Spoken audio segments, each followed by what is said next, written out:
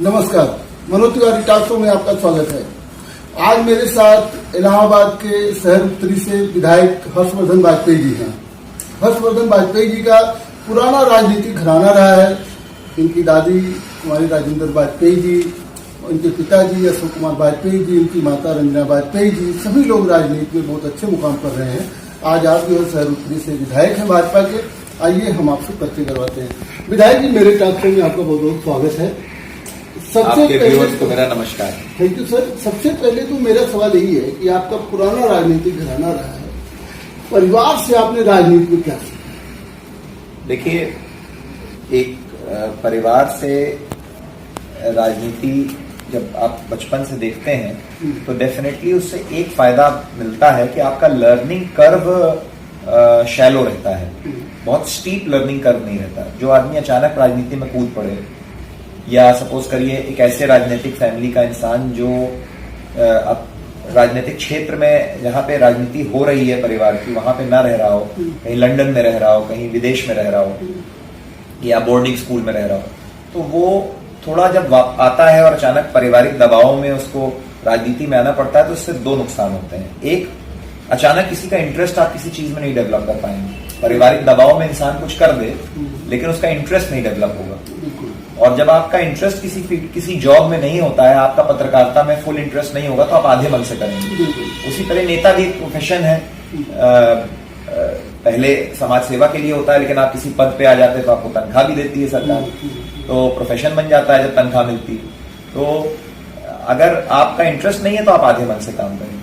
तो एक राजनीतिक घर से जब हम लोग यहीं प्रयाग में पले बड़े, 12th तक मैं यहीं पढ़ा हूँ, तो जो फॉर्मेटिव ईयर्स होते हैं 10 साल की उम्र से 18 साल की उम्र तक के, जो मेन फॉर्मेटिव ईयर्स एक बच्चे के होते हैं, तो उस समय हम लोगों ने प्रैक्टिकली देखा, आंदोलन देखा, मंडल कमंडल पे चर्चाएं देखी, घर पे बैठे हुए लोग कर रहे हैं विभिन्न राष्ट्रीय इश्यूज पे, चाहे धारा 370 हो, चाहे वो समाज सेवा के काम हो, चाहे वो गरीबों का उत्पीड़न हो बाय बिल्डर्स। मतलब परिवार से ही जो है शुरुआत से ये देखा। प्लस आपको राजनीतिक तंत्र, जैसे हर चीज का तंत्र होता है, जैसे आर्मी का होता है ना कि एक बटालियन होती है, ब्रिगेड होती है, कैसे वो काम करते हैं, वो एक आर्मी का बच्चा जानता है किस तरह बटालियन रसद कैसे होती है। और हमारे इंटरव्यू में आज आप ड्रेस भी आर्मी का पहन के सपोर्ट करते हैं। ये मेरा एक सिंबॉलिक मेरा समर्थन है, जो हमारे बहादुर सैनिक एक वर्ल्ड में इस समय जो गुंडागर्दी कर रही है चाइना, उसके खिलाफ जो हमारे सैनिक डटे हुए हैं। देखिए, हांगकांग को रौंद दिया और बहुत से देशों को रौंद दिया चाइना ने, साउथ चाइना सी में वियतनाम और सबको रौंद दिया। हमारे ही सैनिक हैं जो डट के एक एक इंच के लिए युद्ध कर रहे हैं। तो मेरा ये उनको समर्थन है जी। अभी आप परिवार से राजनीति में क्या सीखे, उस पर बात करें। हाँ, मैं उस पर बात कर रहा था।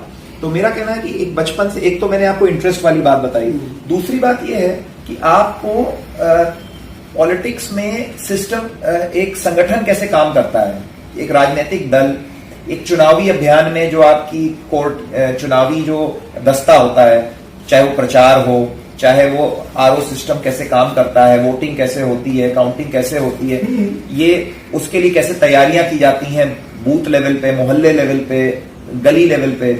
तो ये सब चीजें आप बचपन से जब देखते हैं तो डेफिनेटली, अब हम लोग जब 10 साल की उम्र के थे, 12 साल की उम्र के थे, तब पोलिंग के बस्ते बनाते थे। आजकल जी हमारे पिताजी चुनाव लड़ते थे, दादी चुनाव लड़ती थी, मदर चुनाव लड़ी है। तो हम लोग बहुत कम उम्र से ये सब चीज करते थे। तो हम लोग को डेफिनेटली जब राजनीति में 25 साल की उम्र पे उतरे, जो मिनिमम राजनीति में तो पहले से थे। मैं चौधरी जितेंद्र नाथ सिंह का चुनाव प्रभारी था 2006 में, लेकिन जब अपना चुनाव लड़ने उतरा मैं 2007 में 25 साल की उम्र बहुजन समाज पार्टी, जी बहुजन समाज पार्टी से, तो मेरे लिए ये लर्निंग, मुझे चीजों के बारे में ज्यादातर ज्ञान था। ये नहीं था कि मैं एकदम ग्रीन हूँ और मुझे लोग गाइड कर रहे हैं कि ये क्या है। इंजीनियर बन के आए थे? इंजीनियर, मैंने अपना इंजीनियरिंग करी इंग्लैंड से, आईटी में, और उसके बाद फिर यूनिवर्सिटी ऑफ शेफील्ड से, फिर मैं वापस इंडिया आके मैंने दिल्ली यूनिवर्सिटी से मास्टर्स किया फाइनेंस में, और एक बहुत ही टॉप के डिपार्टमेंट के, दिल्ली यूनिवर्सिटी के डिपार्टमेंट ऑफ फाइनेंशियल स्टडीज से। उसके बाद आके अपना फैमिली बिजनेस भी संभाला, और क्योंकि रुचि थी राजनीति में तो मौका मिला प्लानिंग नहीं थी आने की राजनीति की। अभी कुछ साल में व्यापार करना था, लेकिन वो माहौल ऐसा बना तो और पहले से ही और इंटरेस्ट था मेरा घर में इलेक्शन का माहौल था तो जी। और उस समय बहन जी ने मौका दिया, मैंने कराया। बसपा सपा, कांग्रेस बसपा सपा होते हुए आप भारतीय जनता पार्टी के आज विधायक हैं। एक युवा विधायक के रूप में आप कितनी जिम्मेदारी को अपनी बड़ी हुई मानते हैं? देखिए, मैं इस जिम्मेदारी को बहुत बड़ी जिम्मेदारी मानता हूँ और बहुत कठिन जिम्मेदारी मानता हूँ। इसका रीजन ये है कि हर जनरेशन में कुछ डॉगमास सेट हो जाते हैं। एक जिसे कहते हैं खराब आदतें अच्छी भी होती हैं, हर चीज खराब नहीं होती। जैसे मैं परफेक्ट नहीं हूँ, हमारे बाप दादा की जनरेशन के लोग भी परफेक्ट नहीं थे। अगर आप देखिए, एक जमाने में इंदिरा गांधी के जमाने में नेशनलाइजेशन बहुत अच्छा है, लाइसेंस कोटा राज बहुत अच्छा है, गरीबी हटाओ करेंगे, ये सब होता था। लेकिन वो पॉलिसीज को जब अंजाम तक ले आया गया तो कांग्रेस ही ने रियलाइज किया, मनमोहन सिंह ने 91 में रियलाइज किया कि बैंकरप्ट हो गए हैं। तो उसी तरीके, लेकिन अगर आप ये इंदिरा गांधी के जमाने में कोई कहता कि नहीं हमें प्राइवेट बैंक भी चाहिए, आज एचडीएफसी बैंक और आईसीआईसी बैंक में हमारे आपके अकाउंट होंगे। लेकिन अगर कोई इंदिरा गांधी के जमाने में करता, जब नेशनलाइजेशन हो रहा था बैंक्स का, तो लोग कहते हैं ये तो देशद्रोही। बिल्कुल। तो हर समय के कुछ डॉगमास होते हैं जिनसे लड़ना पड़ता है और उनसे अगली पीढ़ी ही लड़ती है। तो हम लोग के ऊपर बहुत बड़ा ये रहता है। अक्सर हम लोग ऐसे इश्यूज उठाते हैं, काम करने का नया तरीका दिखाते हैं सरकार को, जिसमें हम लोग को एक रेजिस्टेंस मिलता है। अरे ये तो कभी हुआ नहीं, ये कैसे होगा, ये तो परंपरा हमारे प्रदेश की है नहीं। कुछ उदाहरण देंगे वाजपेयी जी? बिल्कुल दूंगा। आज की डेट में जी, आज के डेट में दूंगा। जैसे कि फॉर एग्जाम्पल आपको मैं बताऊं कि ये जो आपकी शहर के विकास में एक बहुत इम्पोर्टेंट निधि होती है विकास के लिए, जिसको कहते हैं अवस्थापना निधि। ये ऐसी चीज है जिससे एक छोटा सा कॉर्पोरेटर डायरेक्ट अपने क्षेत्र में काम करा सकता है। लेकिन अभी तक ये सारी चीजें कमिश्नर के हाथ में थी। एक कॉर्पोरेटर केवल एक एप्लीकेशन दे सकता था और वो अक्सर काम रुक जाता था। अब उनको बजट आने लगा डायरेक्ट। अब वो पावर हम लोगों ने, इसके लिए मैं लड़ा, पहले बहुत रेजिस्टेंस फेस हुआ कि ये तो जो सिस्टम चल रहा है उसको चलने दीजिए। लेकिन फिर हम लोगों ने माननीय सुरेश खन्ना जी को कन्विंस किया, वो नगर विकास मंत्री थे उस समय, और उन्होंने एक ऐतिहासिक फैसले में ये पावर्स नगर निगम को दे दिए। अब जनप्रतिनिधियों के हाथ में ये पावर आ गई है कि वो अपने क्षेत्र में विकास का पैसा खुद सैंक्शन कर सकते हैं अवस्थापना निधि के थ्रू। मतलब कि उसमें अब उनको मेयर के साथ बात करके अपने हाथ में, अभी तक क्या था कि नगर निगम के हाथ में पावर ही नहीं थी, वो केवल रिकमेंड कर सकता है टू कमिश्नर। अब ये नगर निगम के हाथ में पावर आ गई, जिसका क्षेत्र में प्रतिनिधि पार्षद होता है। तो ऐसी कुछ सुविधाएं आपने जो है लड़ाई लड़ी। जी, और ऐसे बहुत से मुद्दे हैं। मैं तो, अगर आप विधानसभा का रिकॉर्ड उठा लेंगे तो मेरा एक तारांकित सवाल ऑलमोस्ट पर डे रहता है। एक परंपरा नहीं रही है कि सत्ता पक्ष के विधायक सवाल पूछें। हाँ, बिल्कुल। लेकिन मेरी ये सोच नहीं है। मेरी सोच है कि मैं भाजपा का भी पार्ट हूं, लेकिन उसके साथ साथ मैं जो हम लोग का विधायिका, कार्यपालिका और जो जुडिशरी होती है, इसमें मैं विधायिका का भी पार्ट हूँ। बिल्कुल। मैं लेजिस्लेचर का भी पार्ट हूँ। तो मुझे वो जिम्मेदारी भी निभानी है और मैं इसको मानता हूं कि दो हैट्स हैं। एक तरफ मैं बीजेपी का नेता हूं, दूसरी तरफ मैं एक एमएलए हूं।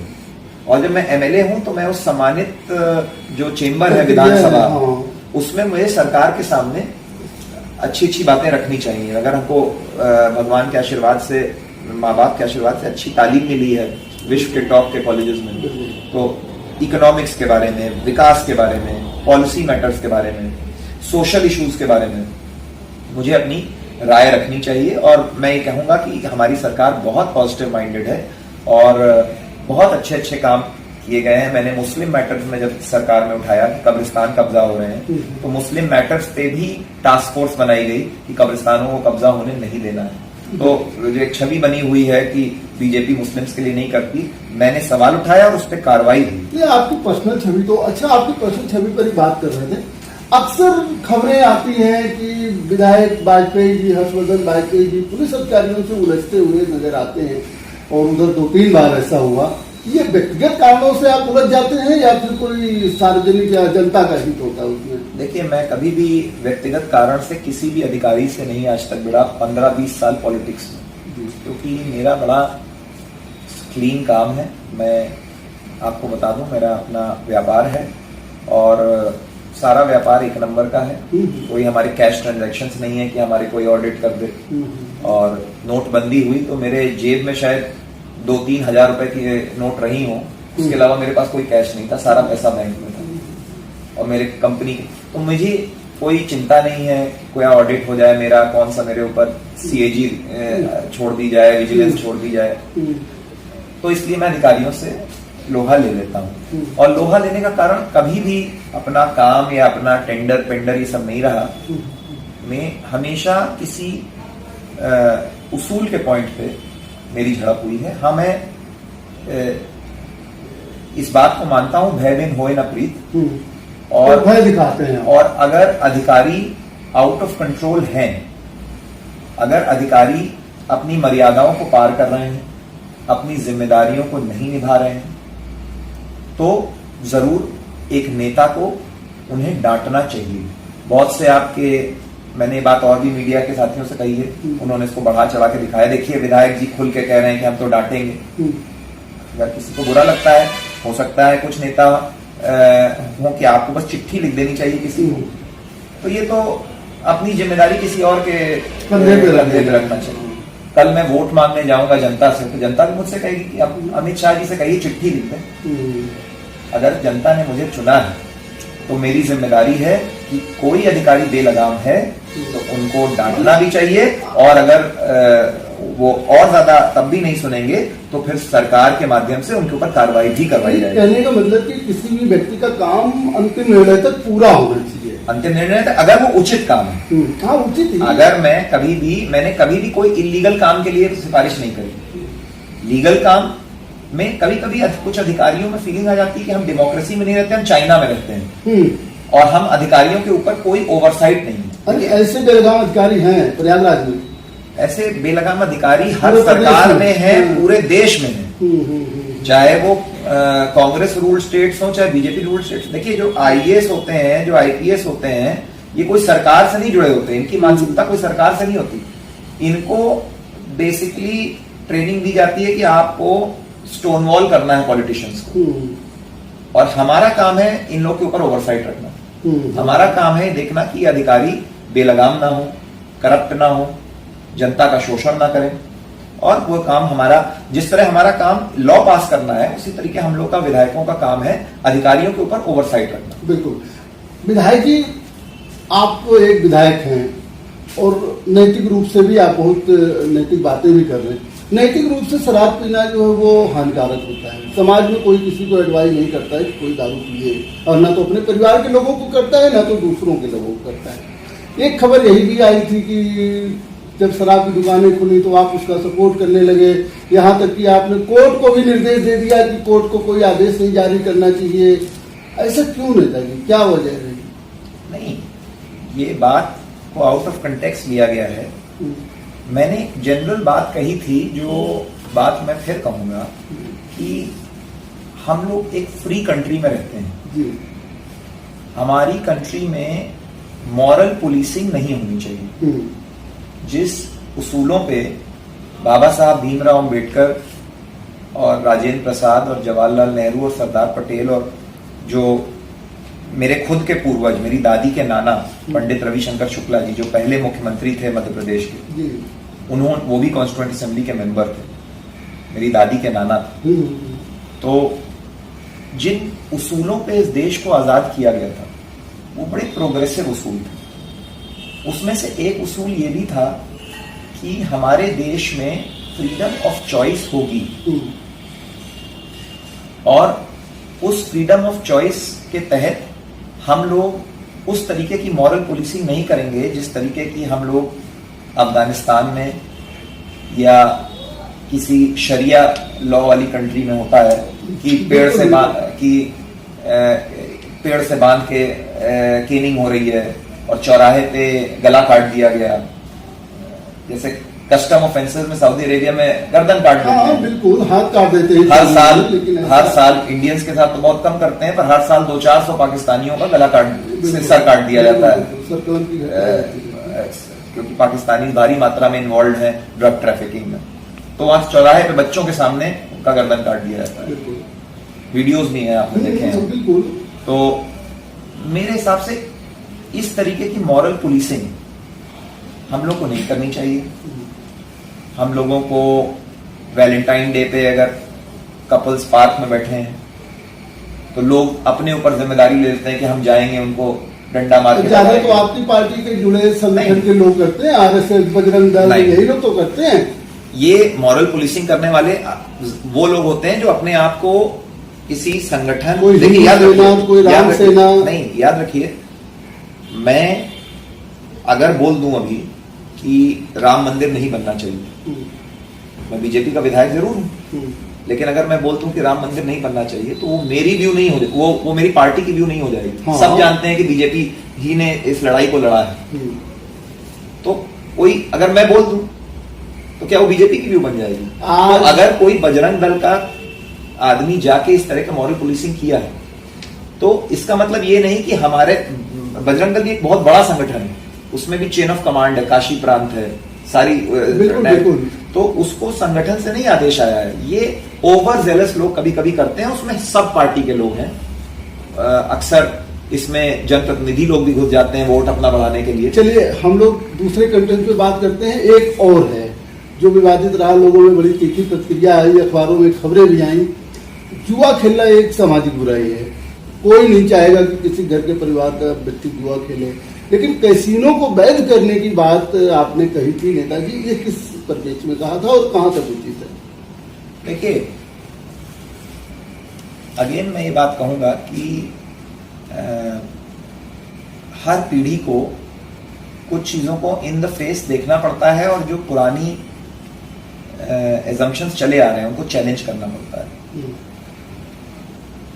मैं 2-3 चीजें देख रहा हूं। पहली चीज कि विश्व में जहां जहां कसिनोज हैं वो एक टूरिज्म का सोर्स है और उनका लाभ उन सब लोगों को मिल रहा है जो वहां के नागरिक हैं, चाहे वो कसिनो जाते हो चाहे न जाते हो।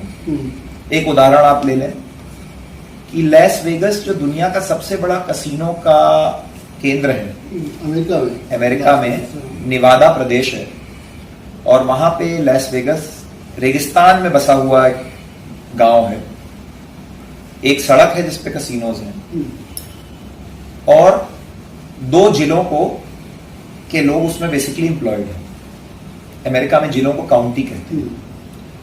तो वो जो 2 काउंटी हैं उसके भारी मात्रा में सारे लोगों को होटल इंडस्ट्री, कसिनो तो एक छोटा पार्ट है, उसके चारों ओर कसिनोज, होटल्स डेवलप होते हैं, दुकानें डेवलप होती हैं, अम्यूजमेंट पार्क्स डेवलप होते हैं, बच्चों के लिए डिज्नीलैंड टाइप की जगह डेवलप होती हैं, क्योंकि याद रखिए इसमें भारी मात्रा में लोग फैमिली के साथ जाते हैं। सर ये बताइए, भारत जैसे देश में अगर कैसीनो वैध होता है तो सर यहाँ और प्रयागराज में वो तो ठीक है कि दिल्ली में ये सब चीजें डेवलप हो सकती है, प्रयागराज में कितना डेवलप होगा? यहाँ तो संगम होता है, प्रयागराज संगम है, तब भी पर्यटन का जो है। मैंने कभी भी किसी जिले के लिए नहीं कहा, ये कोई जिला हॉस्पिटल की बात नहीं है कि हर जिले में एक होना चाहिए।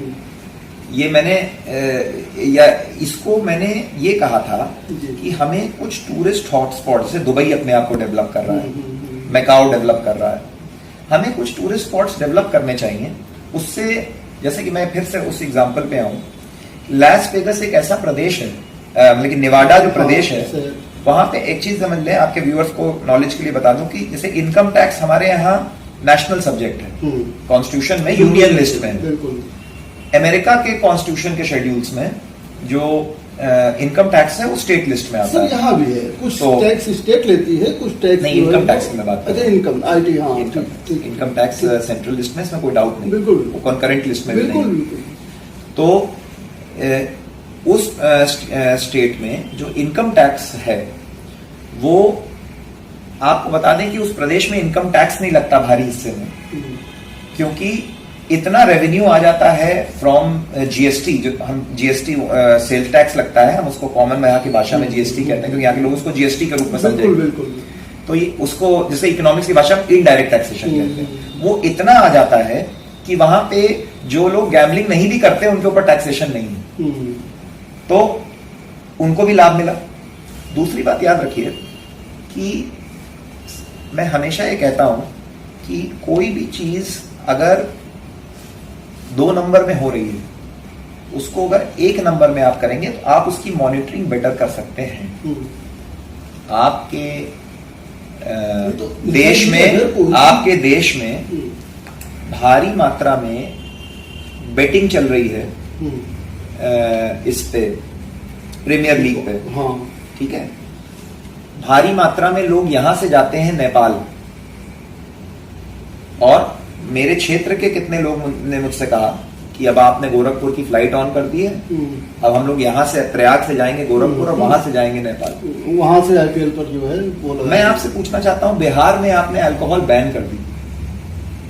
मेरे तो नॉलेज में कोई ऐसा बिहारी नहीं है जो पहले ड्रिंक करता था और अब उसको ड्रिंक उपलब्ध नहीं है।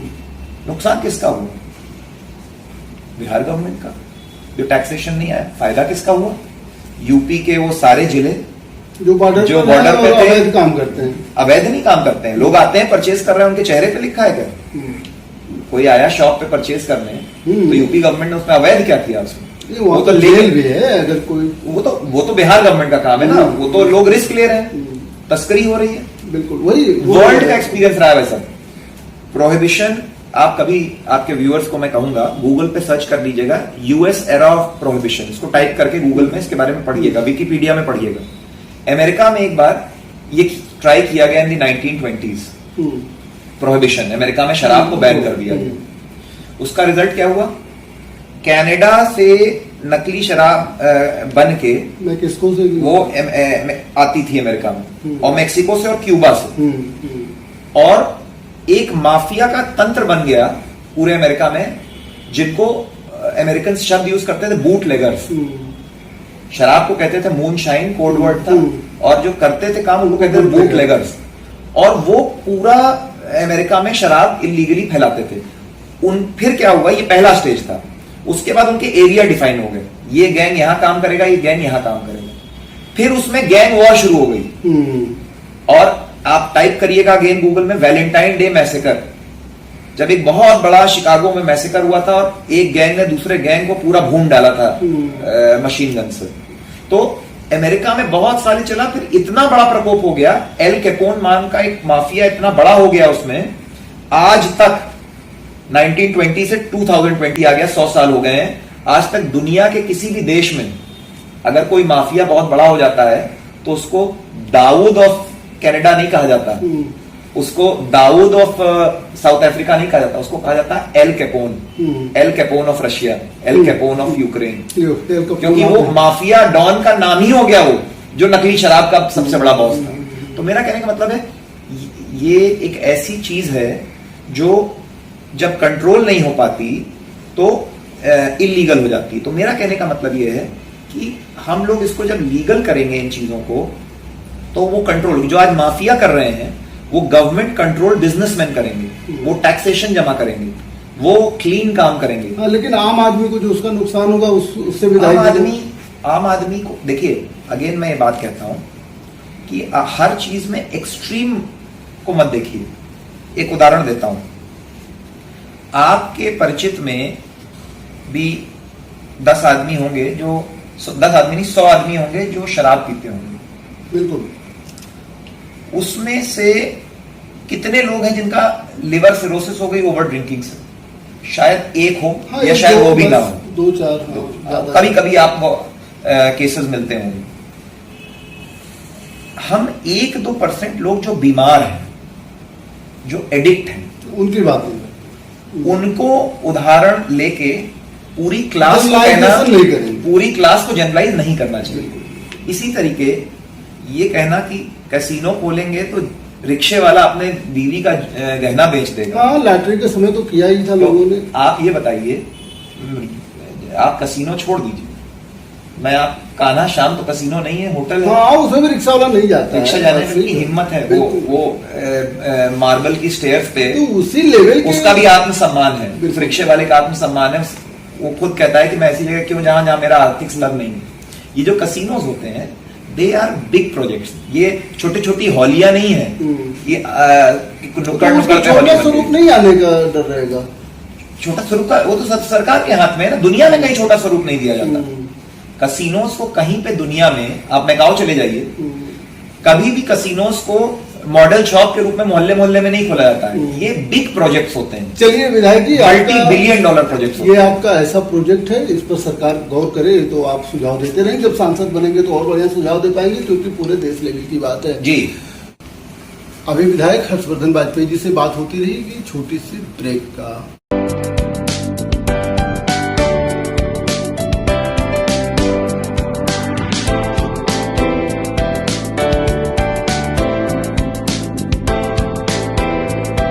ब्रेक के बाद आपका स्वागत है। हर्षवर्धन वाजपेयी जी से अगला सवाल ये जानना चाहेंगे कि आप शहर उत्तरी के विधायक हैं। कहा जाता है कि शहर उत्तरी में प्रारंभिक आधारभूत सारी संरचनाएं कंप्लीट है। ये माना जाए कि हर्षवर्धन वाजपेयी जी के लिए करने के लिए कुछ है नहीं है? ऐसा बिल्कुल भी नहीं है। याद रखिए कि जब जिस लेवल पे डेवलपमेंट होता है, उस लेवल के चैलेंजेस भी आपके सामने आते हैं। बिल्कुल। और इसमें कोई दो राय नहीं है कि उत्तरी, मैं बड़े गर्व से बोलता हूं, उत्तरी विधानसभा एजुकेशन के मामले में, अचीवमेंट्स, यहां के नागरिकों के अचीवमेंट्स के मामले में अगर आप देखेंगे तो टॉप लेवल के दुनिया भर में लोग काम कर रहे हैं इस विधानसभा के। और कुंभ में जिस तरीके से सरकार ने विकास कराया है, और क्योंकि अंग्रेजों का एक हेडक्वार्टर्स था, अंग्रेजों के जमाने से जो काम हो रहे हैं, एक मिनिमम लेवल ऑफ डेवलपमेंट यहां का है। बिल्कुल। लेकिन उस लेवल का डेवलपमेंट के साथ साथ यहाँ के चैलेंजेस भी बहुत गंभीर हैं। उसका रीजन क्या है कि हमारे प्रयाग में, शहर उत्तरी जिस एरिया में है, जो बल्क ऑफ द शहर है, उसकी बॉम्बे मेंटालिटी है। बॉम्बे मेंटालिटी क्या है? मैं हमेशा कहता हूं कि लखनऊ की दिल्ली मेंटालिटी है और इलाहाबाद की बॉम्बे मेंटालिटी। दिल्ली अमीबा की तरह चारों ओर फैलता है, नोएडा की तरफ भी फैलेगा, सोनीपत की तरफ भी फैलेगा, गुड़गांव की तरफ भी फैलेगा। तरफ से नदी है, फैले कहाँ है? हाँ, यही बॉम्बे में होता है। बॉम्बे एक पेनिनसुला है। बॉम्बे में एक तरफ हार्बर है, एक तरफ अरेबियन सी है और एक तरफ इंडियन ओशन। तो बॉम्बे में नवी मुंबई जो है, जो थोड़े ही दूर पे है, क्योंकि वहां पे आने वाली सरकारों ने, पिछली सरकारों ने कोई बॉम्बे हार्बर लिंक का प्रोजेक्ट आप जानते हैं रुका रहा, तो नवी मुंबई के लोगों को बॉम्बे वाला नहीं माना जाता। उनको माना, तो हर आदमी बॉम्बे में रहना चाहता है, इसलिए बहुत डेंस पॉपुलेशन, घनी आबादी। हमारे यहाँ भी यही प्रॉब्लम है। कोई आदमी नैनी में नहीं रहना चाहता, कोई आदमी झूसी में नहीं रहना चाहता, बिकॉज ब्रिजेस की कनेक्टिविटी पिछली सरकारों ने कम करी। एक ब्रिज मुरली मनोहर जोशी जी ने नया ब्रिज दिया, तो उसकी वजह से नैनी में एक्सपोनेंशियल बूम आया। हो भी। तो सोचिए, एक ब्रिज से अगर ऐसा है तो कम से कम ऐसे 5-6 ब्रिजेस और होने चाहिए थे शहर को कनेक्ट करने। वो काम हुआ नहीं। तो हमारे यहाँ शहर में इतनी डेंस पॉपुलेशन हो गई। एक उदाहरण आपको दे दूं कि हमारे यहाँ की मॉल्स का रेंटल रेट पर स्क्वायर फीट नोएडा के बराबर है। अब नोएडा का इनकम लेवल क्या है और यहाँ का क्या है, लेकिन इतने ज्यादा लोग डेंसली यहाँ पे पैक्ड हैं कि जो रियल एस्टेट अवेलेबल है उसको लेने वाले इतने लोग हैं। हाँ, कि रेट्स इतने बढ़ गए। तो इतनी हैवी पॉपुलेशन को केटर करना हम लोग के, और प्लस 3 तरफ से नदी होना, तो एक चैलेंज तो मैंने आपको बताया कि लोगों की कनेक्टिविटी नहीं हो पा रही है, इस पे हम लोग को वर्क करना है। दूसरा एक प्रॉब्लम है कि ये नदी, जो हमें गर्व है कि हम 3 तरफ से गंगा जी हमारी चारों ओर है। उत्तरी विधानसभा वन ऑफ द फ्यू विधानसभा होगी इस देश की जिसके उत्तर, पूरब और पश्चिम 3 तरफ गंगा जी है, क्योंकि हमारे यहाँ गंगा जी लूप करती है। तो जब बाढ़ का सीजन आता है तो यही गंगा जी जो वरदान है, जो देवी हैं, वो हमें चैलेंज भी फेस होता है बाढ़ में। पानी घुस जाता है लोगों के। तो आप सोचिए, मैं एक वीआईपी एरिया का विधायक होके, जहां पे सैकड़ों मंत्री रहे हैं हर सरकार के, जहां पे आईएएस और विधायकों की तो गिनती नहीं है कितने यार गली में घूम रहे हैं, और 100 सिटिंग जज at any given time, Yes. Retired का गिनती छोड़ दी, Absolutely. 100 सिटिंग जज, उसके बावजूद हम लोगों को बाढ़ के सीजन में नाव पे घूम के ब्रेड बांटनी पड़ती है। जैसे कि आप कहीं पूर्णिया के या असम के दिन सुखिया में सुनते हो। बाढ़ का परमानेंट कोई इलाज थोड़ी है। इस पे मैं आपको बता दूं कि हमारे नेता माननीय केशव प्रसाद मौर्य जी और इस प्रदेश के मुखिया तेजस्वी हमारे मुख्यमंत्री योगी आदित्यनाथ जी ने इसका प्रोजेक्ट बनाया है। हम लोगों को जो हमारा एग्जिस्टिंग बांध है, बख्शी बांध, जो बाढ़ को शहर में आने से रोकता है, ये मुगलों के जमाने का है।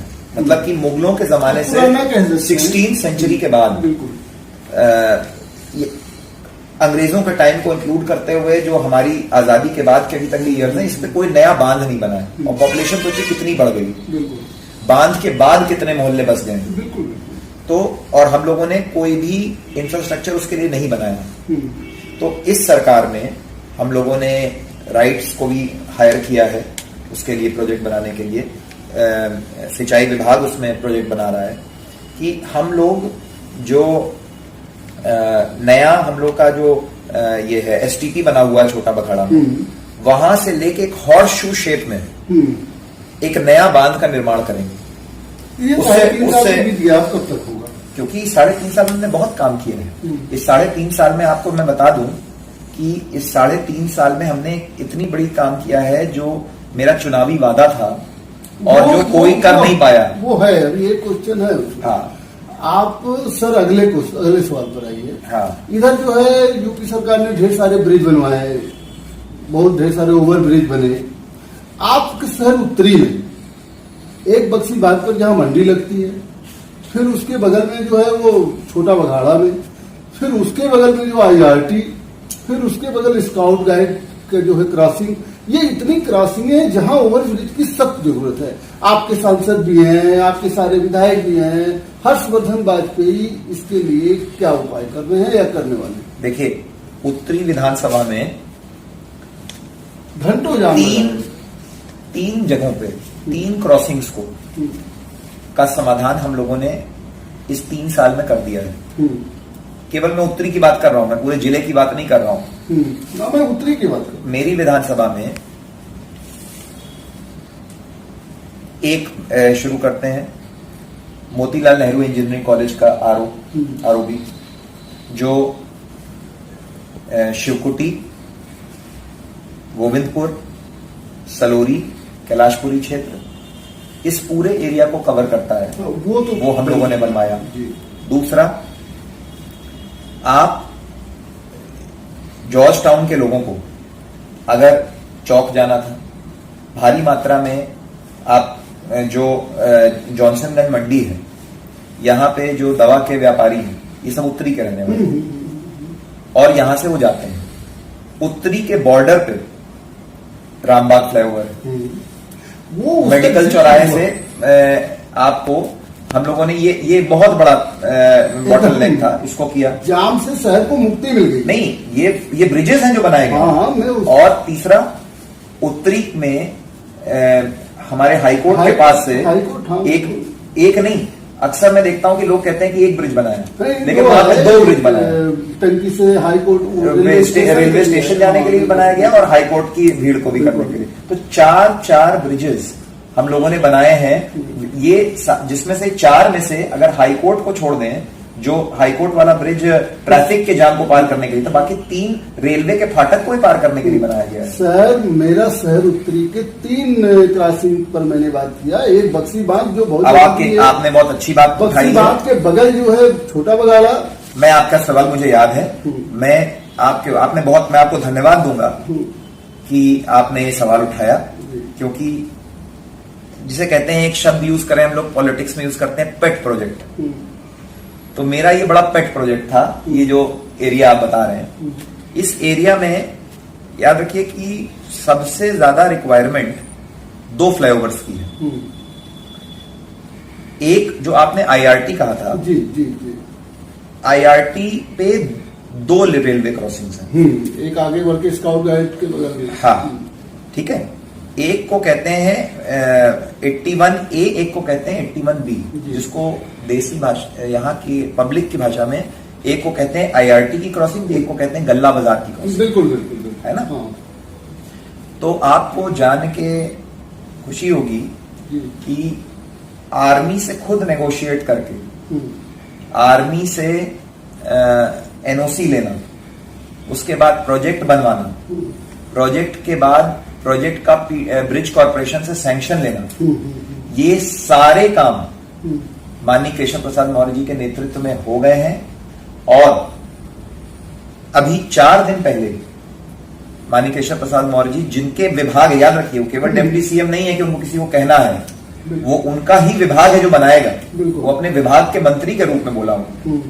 उन्होंने सर्किट हाउस में प्रोग्राम हुआ पेड़ लगाने का, उसमें उन्होंने मंच से अनाउंस किया है कि सारी फॉर्मेलिटीज इस फ्लाईओवर को बनाने की पूरी हो गई हैं और शीघ्र में इसका कंस्ट्रक्शन शुरू हो जाएगा। और जब ये फ्लाईओवर हो जाएगा तो आपको IRT वाला क्रॉसिंग फिर रिडंडेंट हो जाएगी, उसकी जरूरत ही नहीं है। एक रहे, चाहे गल्ला बाजार बने चाहे ये बने। एग्जैक्टली। अब आ जाइए जो आपने दूसरा सवाल का आपका पार्ट था कि बख्शी बांध और छोटा बखाड़ा। अगेन ये डुअल क्रॉसिंग्स हैं। वही ट्रेन यहां क्रॉसिंग से उधर जाती है। बिल्कुल। अगर हम लोगों ने बख्शी बांध पे बना दिया तो आदमी के पास हमेशा विकल्प है छोटा बगाड़ा की एलएनगंज वाली जो क्रॉसिंग है उसको छोड़ के बिल्कुल इसमें हम 2 लाइन पार करेंगे, और इसमें हम 2 लाइन पार करेंगे, एक कैलकाटा लाइन। जी एग्जैक्टली। आपको आपने एग्जैक्टली जो बताया यही कि आप रहने वाले हैं, आपको एग्जैक्टली। तो वहां पे जो आरओबी बनेगा 60 करोड़ का उसका लागत आ रही है। वो उसमें अच्छी बात ये भी है कि उसमें कोई तोड़फोड़ नहीं होगी, वहां पे आबादी नहीं है, कुछ नहीं है, अधिग्रहण भी नहीं करना है, और वहां पे आर्मी की NOC की जरूरत है। लेकिन वहां पे एक बड़ी टेक्निकल प्रॉब्लम आई थी मेरे प्रीडेसेसर के सामने। वहां पे इरिगेशन विभाग का लैंड है, बांध जो होते हैं वो इरिगेशन विभाग के होते हैं। हमारे प्रीडेसेसर ने जब कोशिश करी थी तो उनको साफ साफ मना कर दिया गया था, मेरे पहले जो विधायक थे, कि इस प्रोजेक्ट के बारे में हम कंसिडर ही नहीं कर सकते, कौन जान फंसाएगा, NOC कौन देगा बख्शी बांध की, बाढ़ आ जाए और कहीं चिटक गया, कहीं वो हो गया। मैंने इसको चैलेंज के रूप में लिया। मैंने कहा जब दुबई में 100 मंजिल के होटल बन जा रहे हैं रेत में, समुद्र में रेत डाल के, बिना किसी रॉक के, जब 100 मंजिल के होटल बन जा रहे हैं, तो हम लोग एक सॉलिड बांध के ऊपर क्यों नहीं बना सकते? ये कहीं ना कहीं लोग अपनी जिम्मेदारी से भाग रहे हैं। हम लोगों ने इरिगेशन मंत्रालय में बात करी, सरकार ने, हमारी पॉजिटिव माइंडेड सरकार की, कोऑपरेट किया, और उसका रिजल्ट ये हुआ कि हमने NOC भी ले लिया, प्रोजेक्ट भी बन गया, और जिस अनाउंसमेंट की मैंने बात करी थी 4 दिन पहले की केशव जी के, उसमें उन्होंने सलोरी के साथ साथ बख्शी बांध फ्लाईओवर जो 60 करोड़ का है, सलोरी वाला 50 करोड़ के करीबन है, और ये बख्शी बांध का 60 करोड़ के करीबन का प्रोजेक्ट है। ये दोनों प्रोजेक्ट को उन्होंने ये वादा किया, वो विभाग के मंत्री हैं कि सारी पेपर वर्क पूरा हो गया है, सारी फॉर्मेलिटीज पूरी हो गई हैं और इसका कंस्ट्रक्शन हो जाएगा। तो मुझे बड़ा गर्व है कि जो कुंभ में 4 फ्लाईओवर बने और ये 2 फ्लाईओवर बनेंगे, इसके बाद जो मेरा चुनावी वादा था कि मैं चुनाव में जब आऊंगा तो शहर उत्तरी विधानसभा लेवल क्रॉसिंग मुक्त हो जाएगी, जो अंग्रेजों के जमाने से कोई नहीं कर पाया। ठीक है, वो टारगेट पूरा हो जाएगा। तो लगता है कि 1.5 साल में पूरा बन जाएगा। 9 महीना लगता है फ्लाईओवर को बनाने में। हमने कुंभ में 15-20 बनवाए, हमें तो आइडिया है। एक कंस्ट्रक्शन टाइम 9 महीना होता है। 2022 फरवरी तक जब तक चुनाव आएगा तब तक दैट विल ऑल कंप्लीट। अच्छा, अगला सवाल। विधायक जी, आप विधायक हैं, आपने अभी हमसे कहा कुछ देर पहले का, आप सदन में सवाल भी पूछते हैं। शहर उत्तरी के किसी समस्या के लिए आपने सर कौन से सवाल उठाए सदन में? और दूसरी चीज ये है कि किसी विधायिका को लेकर के, आप एक विधायक हैं, आप क्या महसूस करते हैं कि प्रदेश में एक ऐसा कानून बनना चाहिए जिससे सबको फायदा हो? ऐसा कुछ आपके दिमाग में कोई ड्राफ्ट है? लोग प्राइवेट बिल भी प्रस्तुत करते हैं, आपको सरकार के हाथ में। ये बात भी आपने प्राइवेट बिल वाली उठाई। हम लोग को इसकी परंपरा को फिर से शुरू करना चाहिए। हमारे यहाँ यूपी में इसकी परंपरा थोड़ी कम रही है, ये केंद्र में बहुत अच्छी रही है। केंद्र में एक बहुत परंपरा रही है, प्राइवेट बिल से बहुत बड़े बड़े काम हुए। लेकिन थोड़ा बहुत यूपी में जो विधायिका की प्रोसेस है वो दूषित हुई और वो इसको ये शॉर्ट टर्म में नहीं हुआ है। हाँ, पहले भी सदन में ये मारपीट होते ओवर रहे। मारपीट छोड़िए, मारपीट तो बड़े बड़े पार्लियामेंट्स में दुनिया भर के हुई है, वो बहुत दुखद है, लेकिन वो एक इंसिडेंट है। इतनी बड़े तंत्र को एक इंसिडेंट से हम नहीं जज कर सकते उसमें क्या काम हो रहा है।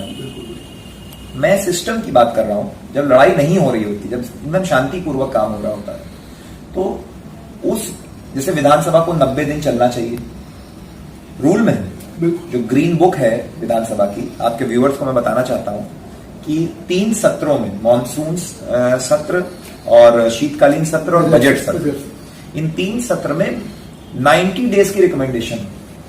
लेकिन आपको जान के आश्चर्य होगा कि किसी सरकार में आज तक, चाहे हमारी रही हो, नहीं चल पाता, चाहे अखिलेश सपा की रही हो, चाहे बसपा की रही हो, चाहे कांग्रेस की रही हो, कभी भी 90 दिन विधानसभा नहीं चल पाई।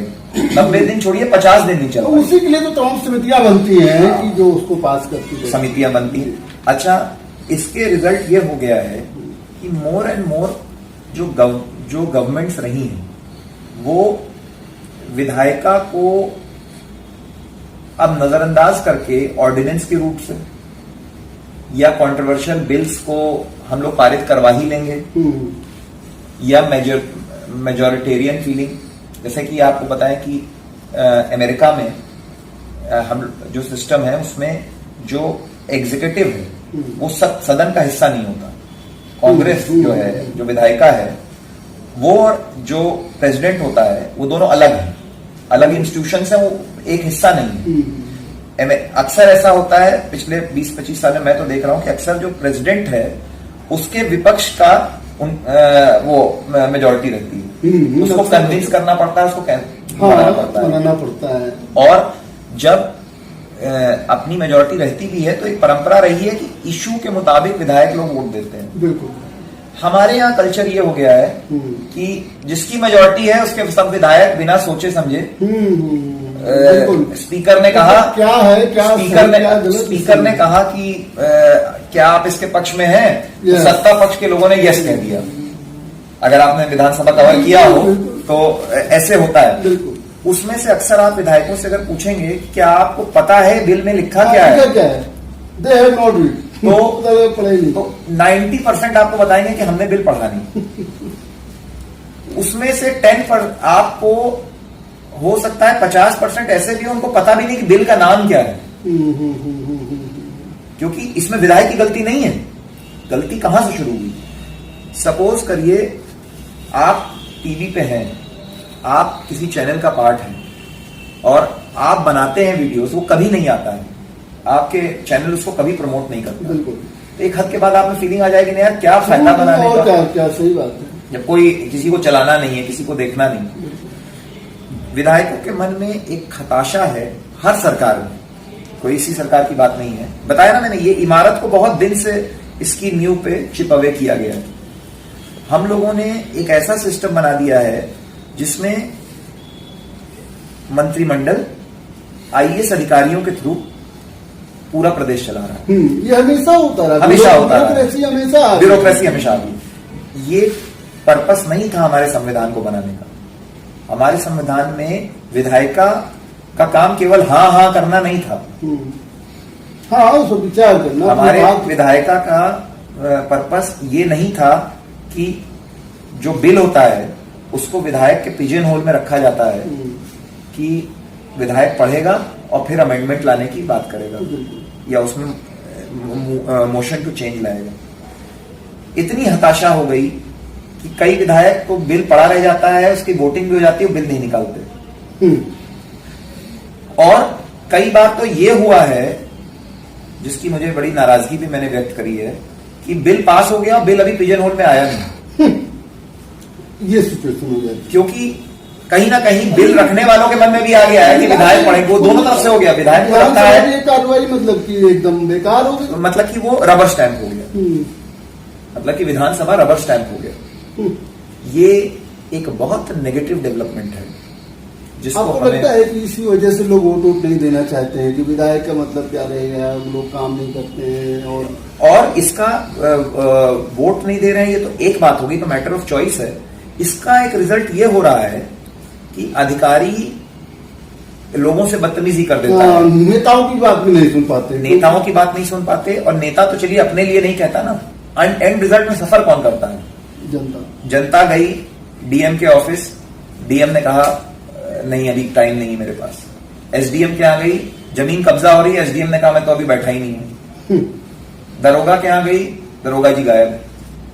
क्योंकि कहीं ना कहीं ये फीलिंग आ गई है कि हम लोग चाइना की तरह काम करेंगे, हमारी चेन ऑफ कमांड उन लोगों के थ्रू है जो जनता को जवाबदेही जिनकी नहीं है, हु आर नॉट इलेक्टेड, जो नौकरी कर रहे हैं, बिल्कुल नौकरशाही, ब्यूरोक्रेसी। इसका सफर कौन करेगा? ये जो हमने आजादी ली थी, जब महात्मा गांधी और सारे हमारे फ्रीडम फाइटर्स सालों साल दशकों जेल रहे, तो डेमोक्रेसी के लिए उन्होंने लड़ी, बिल्कुल, not for to making India into China. अच्छा नेताजी, एक चीज और बताइए, आप तो राजनीतिक परिवार से बिलोंग करते हैं, and your father was ex MLA minister, so do you take legal advice to your parents any time? बहुत, हाँ, बहुत। मैं हमेशा बिलीव करता हूं उस कहावत में कि those who don't learn from history are bound to repeat its mistakes. बिल्कुल, एब्सोल्युटली। तो मेरे पिताजी ने जो अब उनका बहुत लंबा तजुर्बा रहा है, मेरी माता जी का बहुत लंबा तजुर्बा रहा है, मेरी ग्रैंडमदर का बहुत लंबा तजुर्बा रहा है, तो उन सारी sir 1 minute I want to stop you. कुछ आप अपने दादाजी के बारे में भी याद करते हैं कि उन्होंने आपको बहुत बड़ी प्रेरणा उम्र रही जब आप? जी, अरे बिल्कुल। मैं जब दादी की डेथ हुई है तो मैं 12th क्लास में था। अच्छा, 17 साल, 17-18 ईयर्स का था मैं।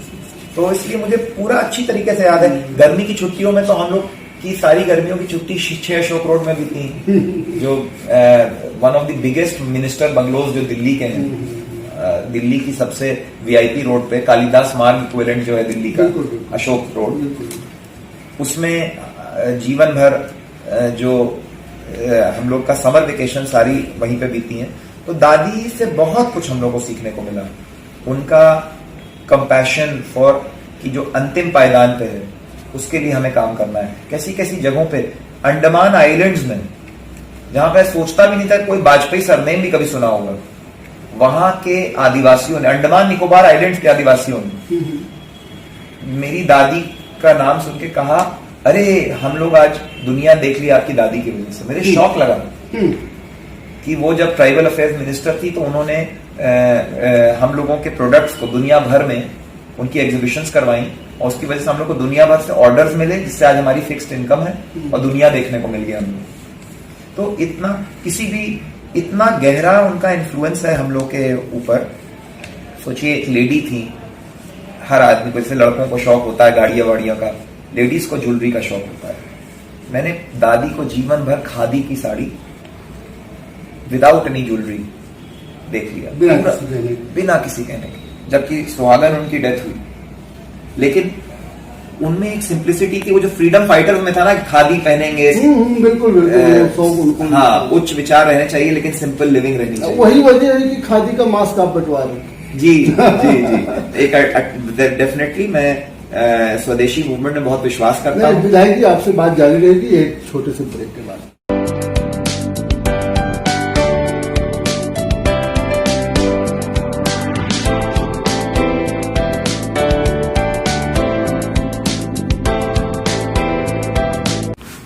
विधायक जी, ब्रेक के बाद आप बताइए, आपके नाम का एक संगठन बना हुआ है, उसके जिला अध्यक्ष, प्रदेश अध्यक्ष, मतलब ये संगठन क्या पूरे प्रदेश में है या जो है खाली इलाहाबाद में, प्रयागराज में? मेरे नाम का? जी हाँ, मेरे नाम का कोई संगठन नहीं। और उसके उपाध्यक्ष, अध्यक्ष सभी लोग हैं। और इस समय तो मैं आपको बता दूं कि मेरी दादी हैं डॉक्टर राजेंद्र जी वाजपेयी, उनका राजनीति में जब मैं नहीं भी था, जब मैं इंग्लैंड में था, तो उनके जो दादी के लोग थे, वाजपेयी यूथ ब्रिगेड नाम से है। ऐसी कोई संगठन बिल्कुल भी मेरे द्वारा रिकॉग्नाइज नहीं है।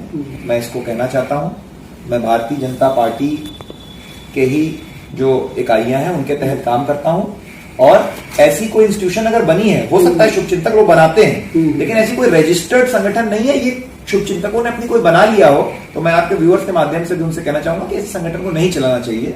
और भारतीय जनता पार्टी में भी बहुत अच्छे अच्छे पद हैं। अरे अब आपके नाम की तो मार्केट लगती है, आप नहीं लगवाती?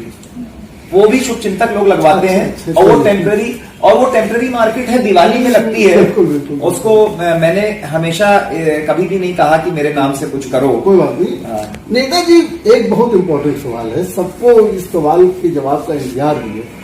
मोस्ट एलिजिबल बैचलर हैं आप, जी जी, इलाहाबाद के, प्रयागराज के, बहुत लड़कियों के सपनों में भी होंगे। अरे सर, कब मिठाई खिला रहे हैं लोगों को? अब देखिए, मैं इन दोनों चीजों को डाउट करता हूं कि मैं किसी के सपने में होऊंगा और मोस्ट एलिजिबल हूं, क्योंकि नेता लोगों से कौन शादी करना चाहेगा। और हम लोग के आवर्स बड़े अजीब होते हैं, कभी 12 बजे घर आ रहे हैं, कभी 11 बजे घर आ रहे हैं, और कोई हम लोग के 9 to 5 जॉब नहीं होता। लेकिन ये सब तो भाग्य की चीजें हैं। जब चुनाव लड़ा मैंने, तो मुझे 1 महीना पहले, पहला चुनाव जब जीवन का लड़ा, तो 1 महीना पहले मुझे नहीं पता था कि मैं चुनाव लड़ने जा रहा हूँ। ये भी हो सकता है 1 महीना बाद भी गुड न्यूज मिल जाए, हो सकता है 1 साल बाद मिले। हम लोग जल्दी मिठाई खाने वाले। अब ये तो मैंने बताया भाग्य के हाथ में। अच्छा नेताजी, चलिए आप ये बताइए, बाकी बचे हुए 1.5 साल में शहर उत्तरी के लिए आपको क्या क्या करना है? देखिए, शहर उत्तरी में जैसे कि मैंने आपको बताया कि एक ये जो 2 फ्लाईओवर्स बचे हुए हैं, आपको पता है कि सरकारी तंत्र में there is many a slip between the cup and the lip. सही है, बिल्कुल। तो पेपर वर्क बहुत होता है, तो सारी चीजें मैं करवा चुका हूं, लेकिन इसके बावजूद जल्द से जल्द टेंडर हो जाए, चालू हो, जल्द से जल्द उसमें वर्क ऑर्डर रिलीज हो जाए, जल्द से जल्द ठेके। अभी देखिए, वो आपने ऊंचाहार का फ्लाईओवर देखा, सालों से चला आ रहा है, कई ठेकेदार बदलने पड़े उसके लिए, और नहीं, उत्तर प्रदेश सेतु निगम बना रहा है, तो वो ज्यादा बेटर। तो इसलिए जो है, मैं इसमें काम अच्छे ठेकेदारों को मिले, जो लोग जल्दी से काम करके खत्म करें। तो ये एक तो इन प्रोजेक्ट्स पे लगेंगे। दूसरा, हम लोग एक सुपर स्पेशलिटी हॉस्पिटल बना रहे हैं, एकदम Allahabad medical college AIIMS level पे और पीजीआई लेवल पे काम करेगा। उदाहरण के तौर पे आपको बता दूं कि अभी केवल गैस्ट्रेंटोलॉजी एक ऐसा विभाग है जिसमें 1 डीएम पर ईयर प्रोड्यूस करने की क्षमता है मेडिकल कॉलेज की। लेकिन सुपर स्पेशलिटी हॉस्पिटल बनने के बाद करीबन 10 अलग अलग स्पेशलिटीज के डीएम हम लोग जो हैं उनको बनाएंगे। तो इसलिए मेरा टारगेट है कि सुपर स्पेशलिटी हॉस्पिटल की स्थापना जो हम लोग कर रहे हैं, ये भी अपने अंजाम तक पहुंच जाए। फिर उसके बाद जो बांध की मैंने आपसे जिक्र करी, जो बाढ़ को रोकने की पुराना है, उसकी भी रूपरेखा तय होके उसकी अलाइनमेंट, उसकी लैंड एक्वायर जो होना है वो पूरा हो जाए। इसके अलावा एक 6 लेन का सुपर ब्रिज हम लोग बनवा रहे हैं, जो शहर के बीच से न्योराबाद चौराहे से सीधा आपको फाफामऊ, लखनऊ और प्रतापगढ़ का जो तिराहा है मलाका, वहां पे कनेक्ट करेगा, जिससे आपका लखनऊ जाने का टाइम, या जो गंगा पार के लोग शहर में रहते हैं उनका शहर में आने का टाइम, या प्रतापगढ़ जाने का टाइम में ½ एन आवर की कटौती हो जाएगी, ½ एन आवर। तो इसकी भी, ये 2000 करोड़ का प्रोजेक्ट है। तो 2000 करोड़ का एक प्रोजेक्ट, ये भी सारी चीजें हो गई, लैंड एक्वायर हो गई है, उन लोगों के अकाउंट में पैसे जा चुके हैं। बड़ी बढ़िया सिस्टम से हम लोगों ने डीएम और लोकल सिस्टम को बाईपास करके डायरेक्ट बेनिफिट ट्रांसफर केंद्र सरकार से किसान के अकाउंट में डाला है। ये नई प्रक्रिया थी, प्रयाग में पहली बार यूज हुई। तो इन प्रोजेक्ट्स को पूरा करना है। और फिर मैं आपको बता दूं कि माननीय आशीष गोयल जी के माध्यम से हमने एक प्रोजेक्ट बनवा के स्टेट लैंड का जो रेगुलराइजेशन उत्तरी में होने की समस्या सालों से चली आ रही है, जिसके लिए बहुत से नेताओं ने लॉलीपॉप दिया लेकिन कुछ रिजल्ट नहीं दिया, उसके लिए भी हम लोगों ने ठोस प्रोजेक्ट बना के, तो स्टेट लाइन की जमीनें रेगुलाइज हो जाएंगी। आपको बता दूं, आपके व्यूअर्स को जान के शौक लगेगा, जब मैं चुनाव लड़ रहा था तो हमारे प्रतिद्वंदी जो और पार्टियों में थे, खासकर जो कांग्रेस से लड़े थे, वो स्टेट लैंड की लड़ाई के लिए स्टिकर में लिखते थे, और उन्होंने कहा कि मैंने विधानसभा में बहुत कुछ अनाउंस करवा दिया है, घोषणा कमेटी में मैंने करवा दिया है, उसका आश्वासन कमेटी में करवा दिया है। जब मैं लखनऊ विधायक बन के गया तो मेरी आदत नहीं है कि व्हील को रीइन्वेंट किया जाए। मैंने कहा जहां पे उन्होंने अधूरा काम छोड़ा है वहां से आगे बढ़ा, वहां से आगे बढ़ो। आपको विश्वास नहीं होगा, नगर से रिलेटेड और राजस्व से रिलेटेड सारे विभागों को मैंने चेक करवा लिया, काम ही नहीं चालू हुआ था, कोई फाइल ही नहीं थी, आज तक कोई फाइल ही नहीं क्रिएट हुई लखनऊ में। यहां तक कि बोर्ड ऑफ रेवेन्यू के चेयरमैन ने मेरे सामने आशीष गोयल जी से डिस्कस किया, यहां पे चेक करवाया गया, यहां पे भी कोई फाइल नहीं थी। तब मेरी और माननीय आशीष गोयल जी जो हमारे कमिश्नर रहे, हमारे मित्र हैं बहुत अच्छे, हम लोगों ने एक प्रोजेक्ट बनाया है।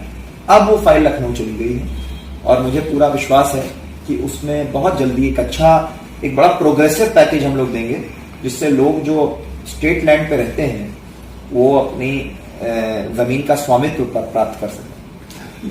विधायक जी, आपको लगता है 2022 में दोबारा बीजेपी सत्ता में आएगी? कोई शक नहीं, कोई शक नहीं है। योगी जी ने, आज आप बच्चे बच्चे से पूछ लीजिए कि क्या योगी जी को आप भ्रष्ट मानते हो कि काम करने वाला मानते हो, तो एक बच्चा भी आपको जवाब दे देगा। जिस तरीके से हम लोग को पहले हम लोग सुनते थे कि शिवपाल यादव माइक से बोल रहे हैं कि ज्यादा मत लीजिए, कम लीजिए, नमक के बराबर लीजिए, तो आज के तारीख में आपने देखा यहां तक कि मंत्री लोग भी जो उनके बहुत खास माने जाते थे और जो अधिकारी खास माने जाते थे, जो योगी जी के एकदम माना जाता था खास, उनको पैदल कर दिया योगी जी ने जब उनको करप्शन किया। इलाहाबाद के मंत्रियों पर निशाना है? नहीं, इलाहाबाद के मंत्रियों के बारे में मैं कोई कमेंट नहीं करूंगा, मैं पूरे प्रदेश लेवल पे बात कर रहा हूं। उसमें मंत्री और अधिकारी दोनों जुड़े हुए हैं कि जिनके ऊपर भी करप्शन के आरोप लगे उनको योगी जी ने साइडलाइन करने का काम किया। अच्छा। और ऐसी प्रोग्रेसिव सरकार और जिस तरीके से उनकी जुगलबंदी चल रही है एक राष्ट्रीय स्तर पे विद मोदी जी, मुझे तो कोई डाउट नहीं लग रहा कि जिस तरीके से डिफेंस कॉरिडोर उन्होंने दिया, मोदी जी ने दिया, और याद रखिए कि योगी जी का साथ देने के लिए माननीय केशव प्रसाद मौर्य जी जैसा अगर उनके साथ एक सीनियर मंत्री रहे, डिप्टी सीएम रहे, जो आज की तारीख में पुराना आरएसएस का कार्यकर्ता होने की वजह से एकदम अंतिम पायदान के आरएसएस के रूप लेवल के कार्यकर्ताओं से जुड़े हुए हैं, और जिनके राज में हम लोगों ने सच में गड्ढा मुक्त का, जो पहले तो हम भी सोचते थे कि कह रहे हैं गड्ढा मुक्त हो नहीं पाएगा, लेकिन अब मैं खुद भी ग्रामीण क्षेत्र में जाता हूं तो मैं देखता हूं एक एल्टो गाड़ी से भी हम लोग वहां चले जाते हैं। गड्ढा मुक्त की हकीकत हम भी जानते हैं, हम भी गए थे अभी सुल्तानपुर, उस रोड को मैं केशव प्रसाद मौर्य से ही पूछूंगा उन सबके बारे में। नेताजी, एक चीज और बताइए, 2022 में बीजेपी की सरकार बनेगी मान लिया, हर्षवर्धन वाजपेयी पर्सनली जो है मुख्यमंत्री किसको देखना चाहेंगे, केशव प्रसाद मौर्य को या योगी जी को? देखिए, मैं बहुत छोटा भाजपा का कार्यकर्ता हूं। ये फैसला आप जो है अगर अमित शाह जी से पूछेंगे या जेपी नड्डा जी से पूछेंगे तो ज्यादा उचित होगा। इन फैसलों पे जब वो लोग अपने नॉमिनी, देखिए हम लोग वोट जरूर देते हैं कि कौन मुख्यमंत्री बनेगा, योगी जी भी आज हम लोग के वोट पे ही मुख्यमंत्री। पर्सनल चॉइस ये है वो व्यक्ति बने जो भाजपा की रीति नीति पे विश्वास करता हो और जो इस प्रदेश को भारत का सबसे विकसित प्रदेश बना सके, वो मेरी पर्सनल चॉइस है। चलिए नेताजी, अंतिम में आप जो है शहर उत्तरी की जनता को क्या संदेश देना चाहिए?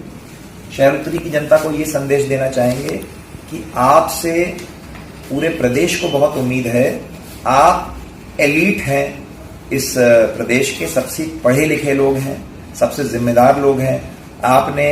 मैं तो बहुत छोटा विधायक हूं, आपने डॉक्टर राजेंद्र वाजपेयी, बहुगुणा जी और जवाहरलाल नेहरू और इंदिरा गांधी जैसे आप लोगों ने राष्ट्रीय स्तर के आपने नेता दिए हैं। वीपी सिंह को भी मैं उत्तरी का मानता हूं, उनका शहर वाला घर उत्तरी में ही है। मांडा के जरूर राजा थे लेकिन उनका शहर का घर उत्तरी में ही है। तो मेरा कहने का मतलब यह है कि आप लोगों ने इतना बड़ी परंपरा रही है, बड़े बड़े नेता कहां से आता है? अब लोगों के बीच से ही तो आता है। मेरी मानसिकता आज उत्तरी का रहने वाला हूं तो उत्तरी से ही तो डेवलप हुई है। तो इसलिए आप लोगों को गुमराह नहीं होना है, चाहे वो मीडिया गुमराह करे, चाहे वो नेता गुमराह करें, चाहे वो अधिकारी गुमराह करें। आप लोग पढ़े लिखे लोग हैं, खुद अपना विवेक का प्रयोग करें, अपनी एजुकेशन का प्रयोग करें और अपने मस्तिष्क का प्रयोग करें और राष्ट्रहित में वोट दें, राष्ट्रहित में काम करें और लक्ष्यदार बातों में ना आए। विधायक जी, आप हमारे टॉक शो में भाग लिए, आपको बहुत बहुत धन्यवाद। बहुत बहुत धन्यवाद। बहुत बहुत अभी जैसा कि आपने देखा, हमारे साथ शहर उत्तरी से विधायक हर्षवर्धन वाजपेयी जी थे। हर्षवर्धन वाजपेयी जी ने कहा कि 2022 में भारतीय जनता पार्टी की सरकार दोबारा बनेगी और शहर उत्तरी के विकास के लिए उन्होंने एक रोड मैप तैयार किया है, जिसका क्रियान्वयन इस साल के अंत तक हो जाएगा। आगे भी हम आपको जनप्रतिनिधियों से मिलवाते रहेंगे। दीजिए मनोज तिवारी की इजाजत।